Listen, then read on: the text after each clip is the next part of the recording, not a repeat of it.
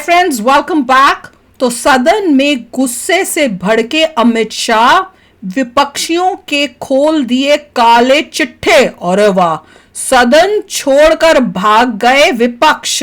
आहा, चलो देखते हैं, वीडियो शुरू करते हैं। वीडियो शुरू करने से पहले अगर आप चैनल पर नए हो और आपने अभी तक सब्सक्राइब नहीं किया तो जल्दी से पहले सब्सक्राइब के बटन और बेल आइकन को क्लिक कर लो ताकि आपको हमारे सारे न्यू वीडियोस के नोटिफिकेशन मिल जाए जैसे हम अपलोड करें। अगर आपको वीडियो पसंद आता है प्लीज लाइक एंड शेयर। चलिए शुरू करते हैं। मान्यवर, आज मैं कई बार अलग अलग भाषणों में, अलग अलग जलसों में ये विषय उठा जाता है बांग्लादेशी घुसपैठियों के लिए ये सब क्या करी, सेना क्या करी। मैं आज वास्तविकता इस देश को बताना चाहता हूँ और मैं ऐसा करता हूँ कि तृणमूल कांग्रेस के सारे लोग सदन को छोड़कर नहीं जाएंगे, ध्यान से सुनेंगे। तृणमूल वाले, बांग्लादेश के सटी हुई सीमा, अब सुनिए भाई, हमारी बांग्लादेश से सटी हुई सीमा 2216 किलोमीटर है। उसमें से 1653 किलोमीटर बाढ़ बन चुका है, बाढ़ के पास वाला रोड भी बन चुका है और चौकियां भी बन चुकी है। शेष फेंसिंग की लंबाई है 563 किलोमीटर। 563 किलोमीटर सीमा आज भी खुली है और शेष फेंसिंग जो 563 किलोमीटर है उसमें 112 किलोमीटर फेंसिंग ऐसी है, बॉर्डर ऐसी है जिसमें बॉर्डर फेंसिंग व्यवहारू नहीं, नाले हैं, नदियां हैं, ऊंची नीची पहाड़ियां हैं, जहां 112 किलोमीटर में फेंसिंग हो ही नहीं सकता और 450 किलोमीटर जहां फेंसिंग होता है वहां बाकी है। अब मैं वो बताना चाहता हूं कि क्यों बाकी है। ये 450 किलोमीटर के लिए मान्यवर मैंने डीओ लेटर लिखकर 10 रिमाइंडर करे हैं, बंगाल सरकार भूमि नहीं देती। मान्यवर, 450 किलोमीटर के लिए गृह सचिव बंगाल के मुख्य सचिव के साथ 7 मीटिंग करे, ये भूमि नहीं देते हैं। मान्यवर, जहां फेंसिंग लगाने जाते हैं सत्ताधारी पार्टी का कैडर आकर हुड़दंग करता है, धार्मिक नारे लगाता है। और मान्यवर, मैं कहना चाहता हूं कि ये 450 किलोमीटर फेंसिंग रुकी है तो केवल और केवल बंगाल सरकार की दया की दृष्टि घुसपैठियों के ऊपर जो है इसके कारण। और मान्यवर, सेंटर में होनी चाहिए 450 किलोमीटर शायद ये भाषण सुनकर कर ममता जी भूमि दे भी दे तो हम खत्म कर देंगे, फिर भी 112 किलोमीटर खुली सीमा रहती है। मान्यवर, जब आप 2000 किलोमीटर बाढ़ बना देते हो और 112 किलोमीटर नहीं बनाते हो तो कई बार तो ये 2000 किलोमीटर के कोई मायने नहीं, आदमी को घुसने के लिए वहां से निकल जाएंगे।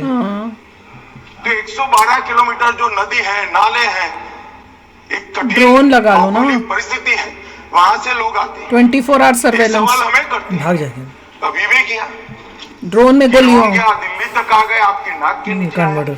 मान्यवर, ये बांग्लादेशी घुसपैठे हो या रोहिंग्याज हो जो घुस कर आते हैं, पहले असम से भी आते थे जब कांग्रेस की सरकार, अब बंगाल से आते हैं टीएमसी की सरकार, घुस कर आते हैं, इनको आधार कार्ड दादा कौन देता है? यही लोग। नागरिक कहाँ के बने हैं? कहाँ के बने हैं? जितने बांग्लादेश से पकड़े गए 24 परगना जिले का आधार कार्ड और नागरिकता है मान्यवर। और ये जो आप आधार कार्ड इश्यू करते हो, वो आधार कार्ड लेकर, वो वोटर कार्ड लेकर ये दिल्ली तक आते हैं, आप उनको आधार कार्ड इश्यू न करो, आदमी क्या परिंदा भी पैर नहीं मारता। देश में इतने लोग हैं घटिया। ये सब चीजें भी लंबे समय चलनी नहीं है। 26 में चुनाव है, बंगाल में कमल खिलेगा और पूरा होना चाहिए, वाइप आउट कर दो, वाइप आउट। मान्यवर, मुझे भी मान्यवर, मैं आज कहना चाहता हूं,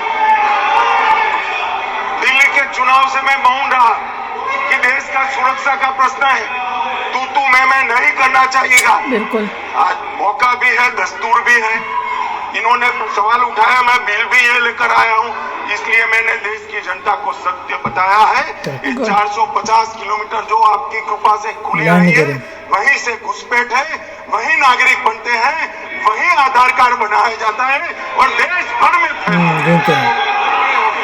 मानव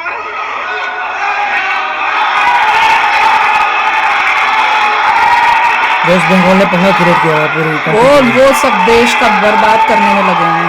मान्यवर एक सदस्य ने, यहाँ पे तो यही हो रहा था।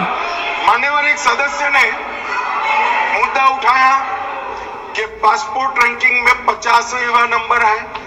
मान्यवर ऐसा कोई सरकारी सर्वे नहीं है, एक निजी एनजीओ ने सर्वे कर दिया है। अच्छा, अब मुझे ये समझ में नहीं आता, इंडिया अलायंस के नेता जब से राहुल गांधी बने हैं, सरकार के अधिकृत डेटा की जगह वो एनजीओ का ही डेटा खंगालते हैं।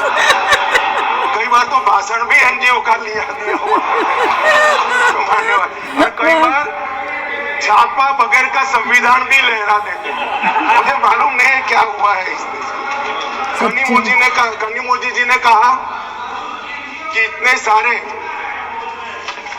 सारे तमिल शरणार्थी आए हैं, इसके लिए भारत सरकार की नीति क्या है?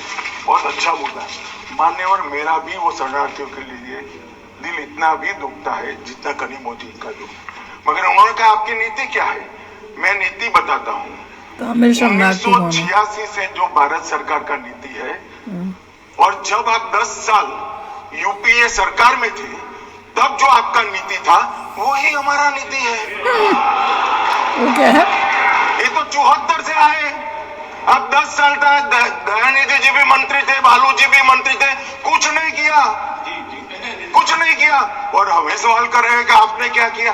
भला आपने कर दिया होता तो हमारे लिए तो बारी ही नहीं आती। मान्यवर, तमिल शरणार्थियों की नीति में हमने फुल स्टॉप कॉमा का बदलाव नहीं किया है। जिस सरकार में डीएम के हिस्सेदार थी, वही नीति को हमने 10 का 10 अपनाने का काम किया है। अगर कुछ बदलाव करना है तो मुझे दे दो, देखना हम सोचेंगे। मान्यवर, अच्छा जवाब दे रहे, तोड़ दिया लोगों का, तोड़ दिया। बोलती बंद कर दो उनकी। ओवर स्मार्टनेस की दुकान खोल के बैठे हुए हैं ये ऑपोजिशन वाले। ओम बिरला जी मुस्कुरा के नीचे उठाते हैं, पता नहीं लोग बड़ा सुन लेंगे। नहीं, मुझे नहीं समझ में, इतना बंदा शांत हो गया। मैं तो जागे। अब तक एडीएमके के सारे एमपी 4 बार मिले अलग अलग समस्या पर, एक में भी तमिल शरणार्थी का जिक्र नहीं। और कहते हैं डू समथिंग, डू समथिंग। भाई आप तो कहते हैं ना, हमने तो आपकी नीति पर चले, हम माने ये सच्ची होगी। अभी भी हम सोचेंगे इस पर। तुमने क्या किया? डू नथिंग, हमें डू नथिंग। अगर आपने रॉन्ग किया है, एक्सेप्ट करते हो ना? आपने रॉन्ग किया वो तो स्वीकार कर लिया, चलो अच्छी बात है। मान्यवर, एक सीए का जिक्र है। मैं इसमें कोई राजनीतिक टिप्पणियां करना नहीं चाहता, मैं इतना कहना चाहता हूं, देश का विभाजन किया गया और दोनों ओर भयंकर खूनामार्गी हुई। हजारों बौद्ध, हिंदू, सिख लोग ट्रेन की ट्रेन भरकर काट दिए गए। मान्यवर, तब हमारे देश के नेता गांधी जी, नेहरू जी, सरदार पटेल सबने अपील कहा था कि वहां रह जाइए, अभी स्थिति ठीक नहीं है, बाद में भारत में आपका स्वागत है, आओगे तो अब भारत के ही माने जाओगे। मान्यवर, वो लोग वहां अपने धर्म को बचाने के लिए, परिवार को बचाने के लिए, महिलाओं की परिवार की महिलाओं के सम्मान को बचाने के लिए भारत में आए। आने की व्यवस्था नहीं थी, कोई पॉलिसी नहीं थी, कांग्रेस की सरकारें बना करती थी। मान्यवर, कांग्रेस वादा भूल गई, वो घुसपैठ कर आए, सो कॉल्ड घुसपैठ। मगर मैं इसको घुसपैठ नहीं मानता, मैं भी नहीं मानती। रियल शरणार्थी है मान्यवर, रियल शरणार्थी है। नहीं बोलो, कहीं से भी हिंदू आ सकता है। अपने परिवार को बचाने के लिए यहाँ आए हैं, वो शरणार्थी है मान्यवर। और इसलिए हम सीए लेने के लिए लेकर आए हैं मान्यवर। इसमें कोई भेदभाव नहीं, हिंदू, बौद्ध, सिख, पारसी, क्रिश्चियन, कोई भी जैन, कोई भी व्यक्ति आए, इसका भारत में स्वागत है मान्यवर। हमने कोई भेदभाव नहीं किया है। मगर नहीं, जो ध्यान respect लिख करने के के लिए बोल आते रहे हैं, हिंदूज का है, जैसे ज्यूज ने किया। respect करने के लिए आते हैं, उनको जरूर हम रोकेंगे। मन गुड। नागरिकता इनको ही प्रदान होगी जिन पर अत्याचार हो, जो विभाजन की विभीषिका को झेले, जिनके परिवारों पर अत्याचार, वहीं को हम नागरिकता देंगे। मान्यवर, ये पूरे विधेयक को 4 कानूनों को समाप्त कर इसको रिप्लेस करने के लिए लाए हैं। मान्यवर, ये चारों कानूनों में जितनी भी क्षतियां थी, लूफोल्स थे, उसको भरने का भी काम किया है, ओवरलैपिंग को हटाने का भी काम किया है। और आज के समय में भारत के अर्थतंत्र, भारत की शिक्षा, भारत की चिकित्सा पद्धति, भारत के अनुसंधान, भारत की लीगल सिस्टम, इस सब को मजबूत करने के लिए जो अंतर्राष्ट्रीय सहयोग भी चाहिए और दुनिया को भी हमने सहयोग करना है। दोनों चीजों को देखकर, परंतु उसमें सबसे पहले देश की सुरक्षा की चिंता कर।